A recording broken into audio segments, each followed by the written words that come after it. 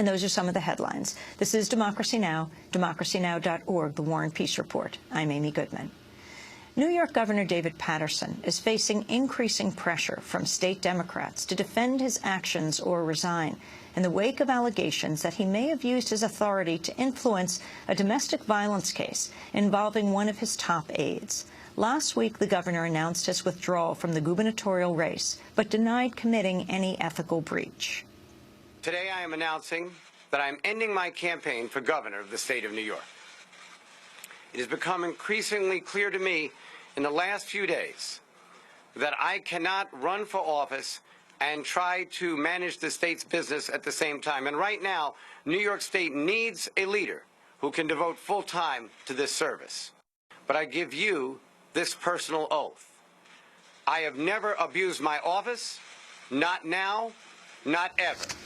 A report in the New York Times alleged that Paterson's top aide, David Johnson, now suspended, attacked his girlfriend last Halloween, quote, choking her, smashing her into a mirror dresser, and preventing her from calling for help. On Monday, the New York Times reported Governor Paterson had personally intervened in the case, asking 2 staff members to contact the victim the night before she was to appear in court to request an order of protection from Johnson. She did not show up in court. In light of these revelations, the New York chapter of the National Organization for Women, which has been a longtime ally of Paterson, called on him to resign. As the pressure rises on Governor Paterson, we take a step back to look at the issue of domestic violence around the country. I'm joined from Washington, D.C. by Terry ONeill. She's the president of the National Organization for Women. We welcome you to Democracy Now!, Terry. First, thanks, Amy. I'm thrilled to be here. It may surprise many that the National Organization for Women, long an ally of Governor Paterson, who has hailed him for his, for his feminism, for supporting women, is now calling for his resignation. Sure, and the New York State Now chapter made that decision. I'm sure it was not an easy decision for them to make. But the issue of domestic violence is just too important. It's an issue that the National Organization for Women around the country we have worked on for decades. And although it may not have been easy, I think it's the right thing to do. You, Terry ONeill, have come out as a domestic violence survivor. Can you talk about how you yourself decided to make your ordeal public and what happened to you? Sure. Actually, what happened to me happened a very long time ago. I was in my early 20s.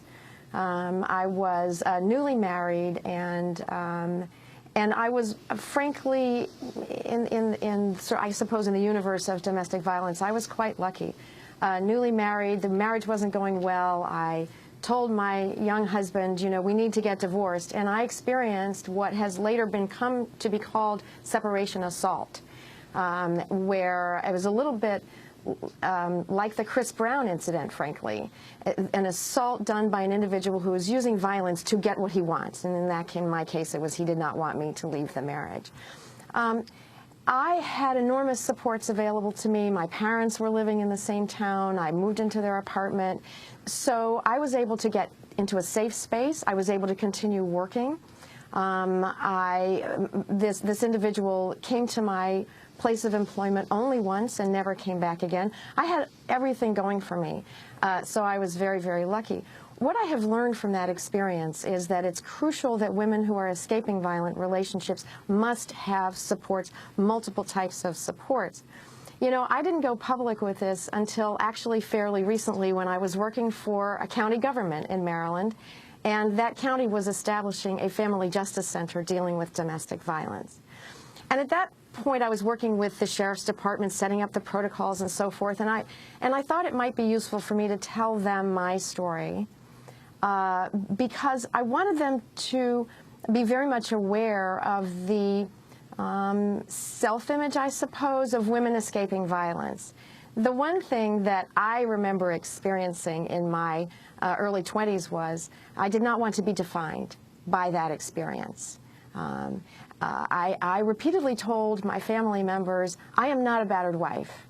You know, I am a person who may have a career ahead of her. I am a person who is looking at graduate school. It was very important to me to not be labeled as a person who has gone through this experience. So I felt that I could use my experience as the Montgomery County was setting up this Family Justice Center to help keep the awareness of the women who are coming to them for help. These are capable, intelligent women who are juggling an enormous number of challenges, more than most women perhaps need to juggle, and that there's a huge element of, I guess, embarrassment that women need to be recognized for their capabilities and not just for their, if you would, victimization.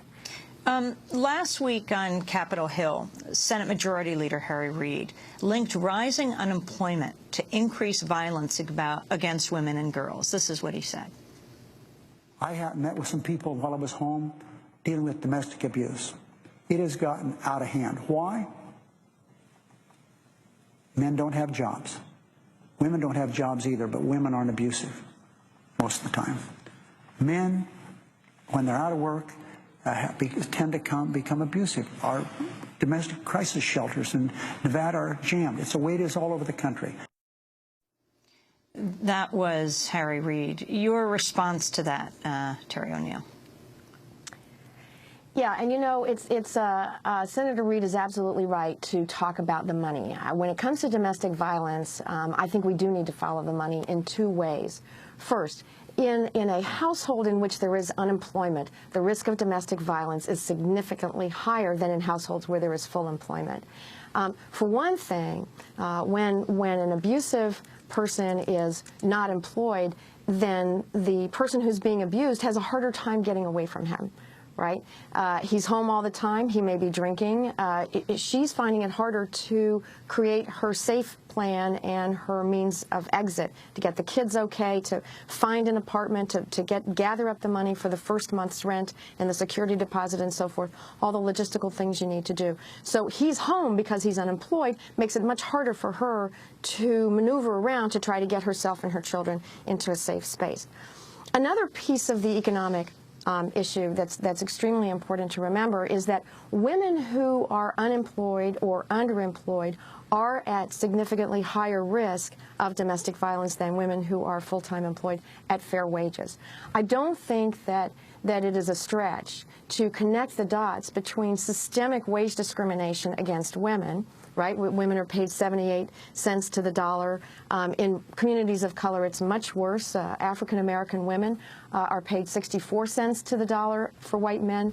Latinas, it's 58 cents. And the economic security of a woman is very much related to her ability to leave an abusive or violent relationship. So the unemployment situation sort of comes at women with domestic violence issues from these two different perspectives, and I applaud Senator Reid for pointing that out. The thing that I think the next step that we have to make, now that he makes that connection, we must not decrease expenditures on violence against women programs. In fact, when the economy suffers, that's when public policy, I think, requires that we increase services for women escaping violence. During last week's health care summit at Blair House that President Obama presided over, New York Congressmember Louise Slaughter noted that domestic violence is considered a pre-existing condition in 8 states across the country. This is what she said. Is the pre-existing conditions absolutely has to go. It is cruel, it is capricious, and it is done only to enhance the bottom line. 8 states in this country right now have declared that domestic violence is a pre-existing condition on the grounds, I assume, that if you've been unlucky enough to get yourself beaten up once, you might go around and do it again. That was New York Congressmember Louise Slaughter. Terry ONeill, this is just astounding. Explain again what some health insurance companies consider, how they consider domestic violence a pre-existing condition? You know, I've never been able to get an explanation of why they do it. I assume it's because it's just an effort. It's one more way of enhancing their bottom line. But it's absolutely astonishing that if a woman's woman who has experienced... Go ahead.